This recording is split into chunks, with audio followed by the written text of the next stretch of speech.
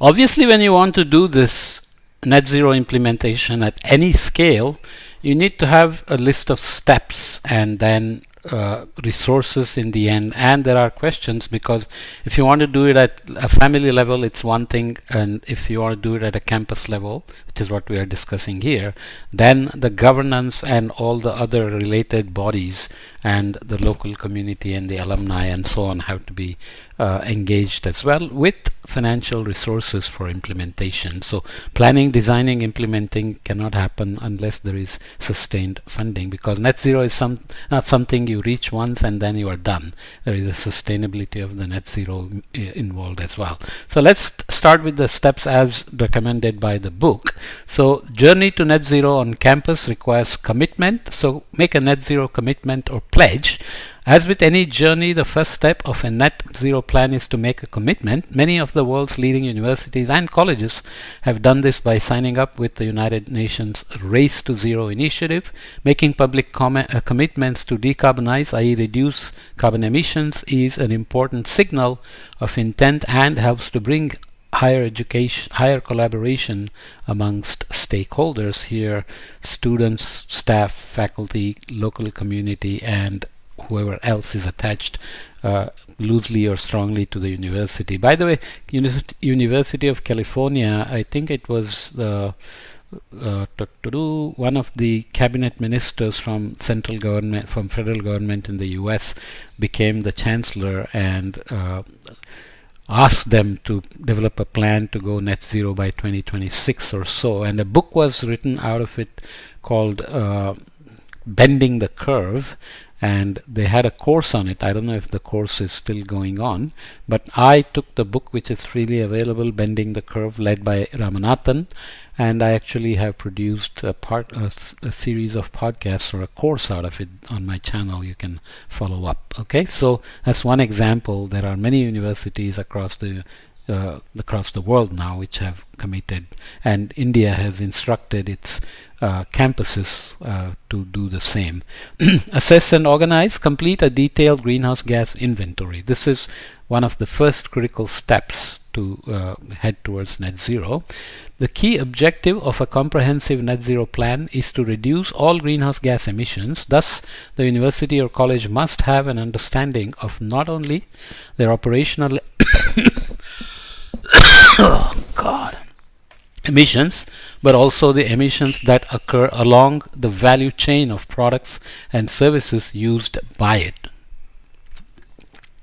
So companies, businesses, corporations think about scope 1, scope 2, scope 3 emissions. So if you're producing something, you have to track the emissions from your source materials and the emissions you are creating when you're manufacturing the product. But scope 3 is where you ship your product, and then the emissions happen after you have sold your stuff. Sometimes you are supplying all the way to the retailer and so on. Many details, but universities also have to think of scope 1, scope 2, scope 3 emissions in that sense. Okay, so that's what we are talking about here. The emissions that are directly tied to the universities or colleges' operations and energy consumption are classified as scope 1 and scope 2 emissions. Scope 1 covers all direct emissions from university-owned assets, such as emissions from university vehicles, while scope 2 emissions are tied to the generation of purchased electricity. So you need electricity for your operations, but somebody is emitting for you, right?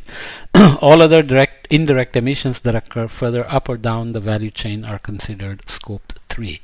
Despite its significance, scope 3 emissions can be difficult to assess and lie outside the institution's direct management or operational control. So if you look at companies like Apple, they started with scope 1 and scope 2, which are easy, but then they realized their commitment is not complete unless they also worry about scope 3. So they said they will also worry about scope 3, but obviously monitoring and evaluation has to continue about their commitment being held up.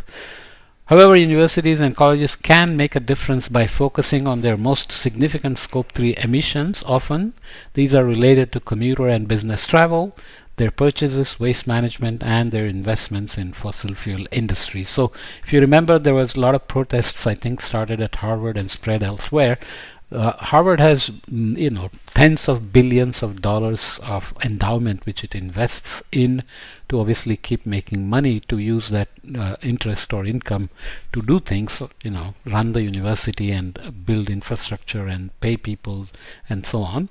And students went on a march saying universities should divest from fossil fuel companies, which can be a little bit short-sighted in the sense the system is still running on fossil fuels, but it does work in the sense people become more and more careful about where the money is invested.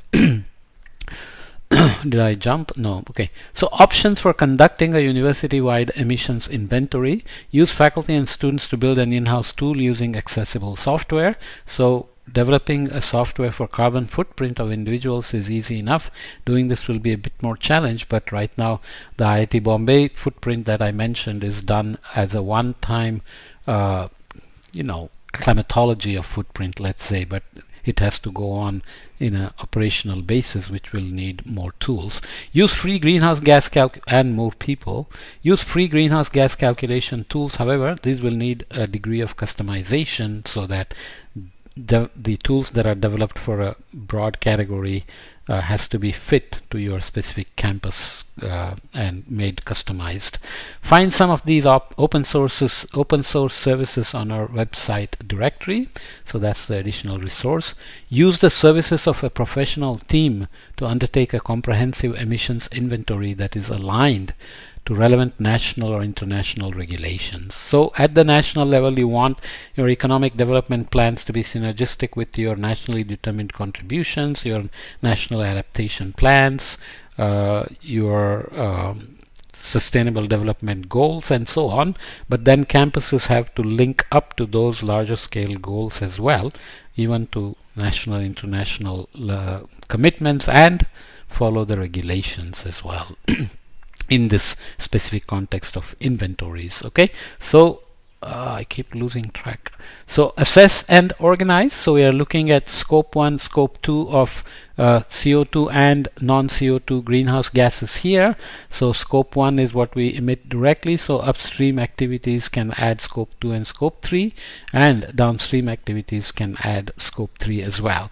So tracking these, so if you are bringing in food, vegetables, fruits, other things, computers and so on through transportation, they are causing emissions that are your scope 3 emissions, the instruments you buy for the labs, the constructions you make, and so on and so forth. So here are the legends that I won't go into, but obviously it covers everything like lab energy and waste, direct fuel consumption, university vehicles, lots of vehicles run around on campus, waste generated in upstream operations, investments, franchises, university generated wastes, and sold products as well.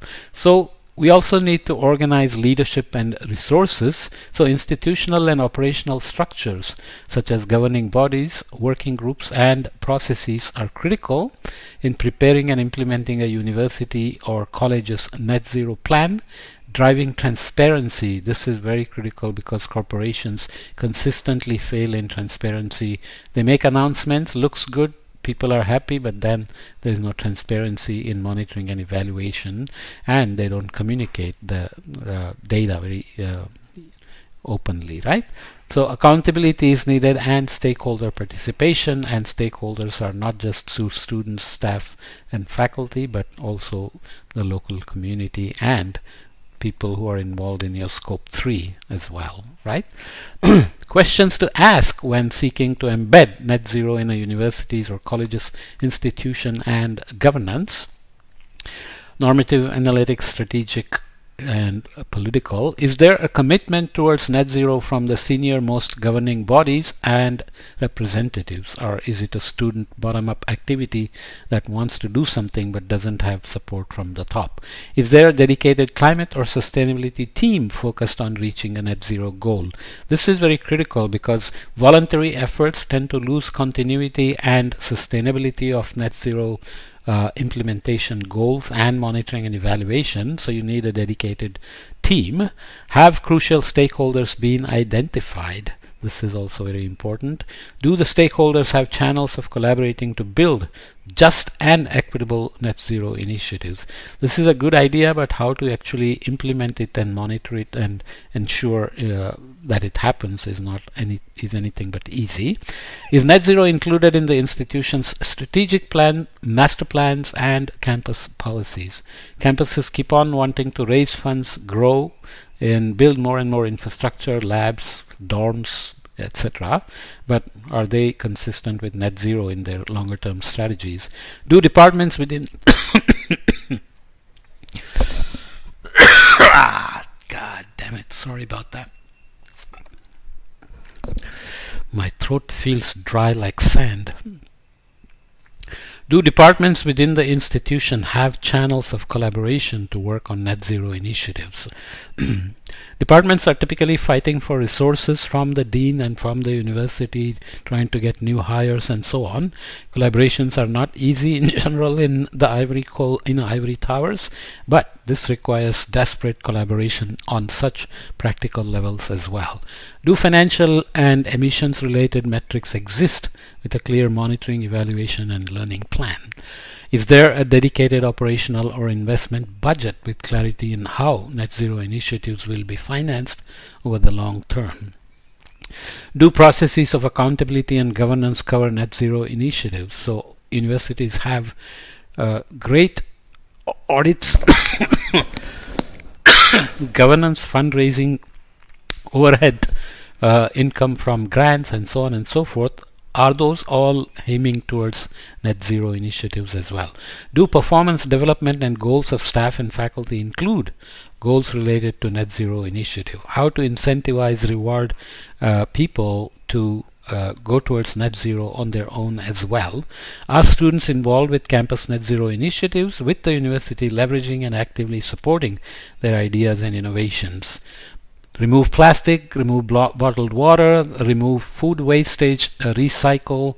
All these things can be, heavily driven by students and their involvement and their innovation as well. Are there partnerships which can be leveraged with other institutions, including universities and local government representatives? In a place where you have many campuses and universities, Mumbai is full of colleges and institutions, with some being very well funded and very rich from alumni income and so on. They can do a lot of things, but how do they carry other institutions and local government representatives along in their plans so that you can amplify your actions and spread them to the community and local government structures as well? Okay, so let's leave this here. My throat is really bothering me now, so this is already 13 minutes long, but I will try to conclude struggling through the dry throat. Okay, it's not contagious, it's an allergy, but when you cough now, people are always scared because of COVID pandemic is over, but still people are not used to the idea of being around people who are coughing and sneezing, right? We are all scared. So anyway, definitely it doesn't spread through podcasts, so nothing to worry about. See you later.